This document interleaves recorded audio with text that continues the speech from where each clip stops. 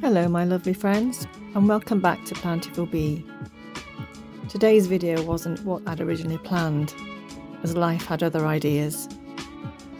I was all set to film in my cosy living room, a space that feels just right.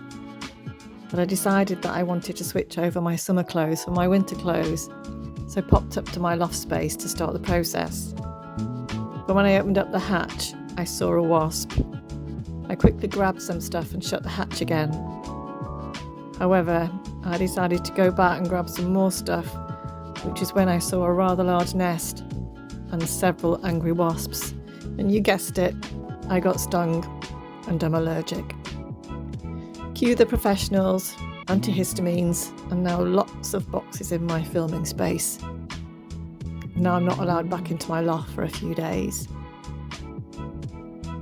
As someone who deeply values all life, this was a difficult decision for me. A wasp's nest had formed in my home, and after exploring the non-lethal options, it became clear that removal was necessary for my safety. I didn't take it lightly, and it was done with care and respect, and only because the risk was too great. I'll continue to seek kinder solutions wherever possible. This was an exception and not a reflection of my values. But this is a reminder that even when plans change, nourishment and creativity can still bloom. Now back to the stew. Start by chopping all your veg so that you're ready to go. A Plantiful Bee tip here. If you prep your garlic first, this allows time for the enzyme allinase to activate. And not only is it responsible for garlic's distinctive flavour and aroma, but it may also help ease swelling and block free radicals that harm cells and tissues within your body that can lead to disease.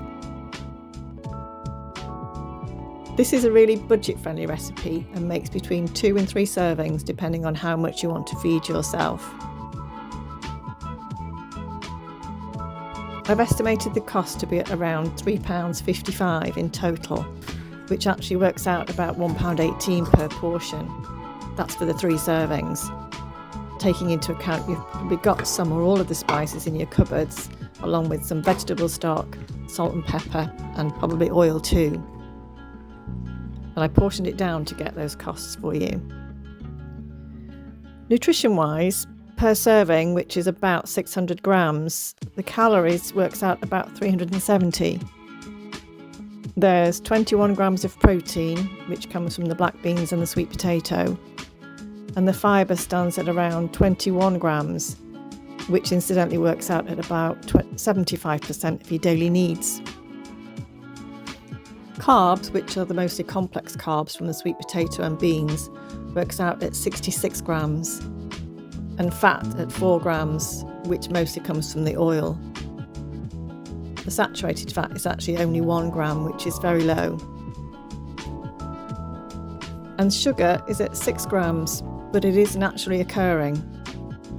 And sodium at 1500 milligrams, but you can reduce this if you use a low salt stock cube.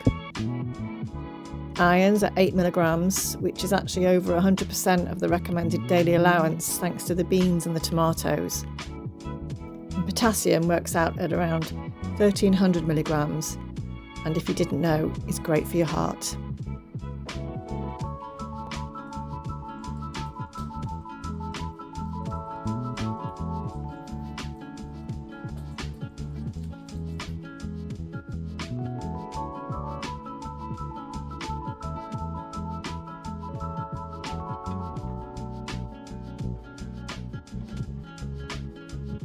For the aromatics, start by heating your pan and add a tablespoon of oil of your choice. I've used olive oil here. Add your onions and cook them for a few minutes until they're slightly translucent.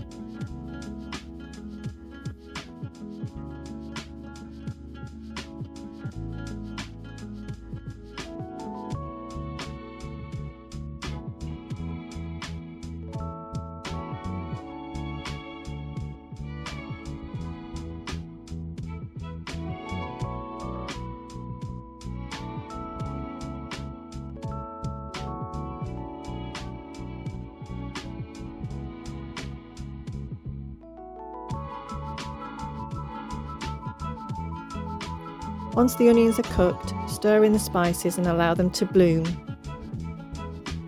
Spices are fat soluble and stirring them into the oil will really help to enhance their flavours.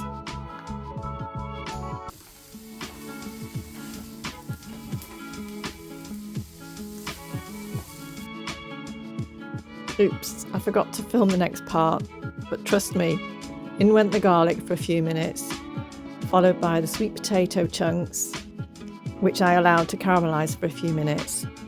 And then I added the beans, the chopped peppers and the tomatoes. You'll see that I used plum tomatoes as I prefer the flavour of these, and I just squished them into the pan to break them down, but you can use chopped tomatoes.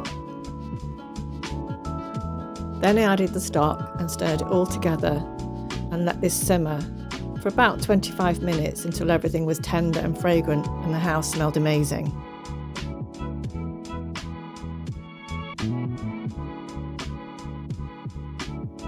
You can keep this in the fridge for up to 4 days, or portion it out and pop it in the freezer, which can stay in there for about 3 months. And if you get bored of having stew 3 nights in a row, pop the remainder in a blender with some water and turn it into a wonderful soup.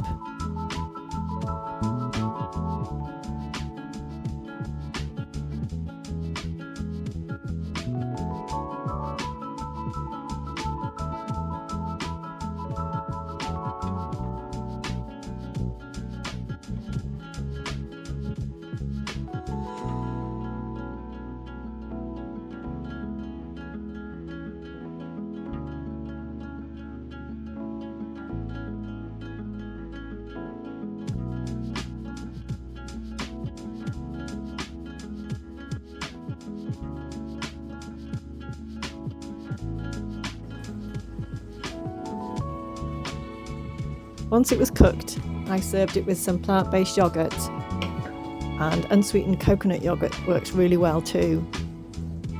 Add a slice or 2 of sourdough bread, but it can also be served with quinoa or rice if you want to make it go further. Thank you for being here, for your kindness and supporting Plantiful Bee.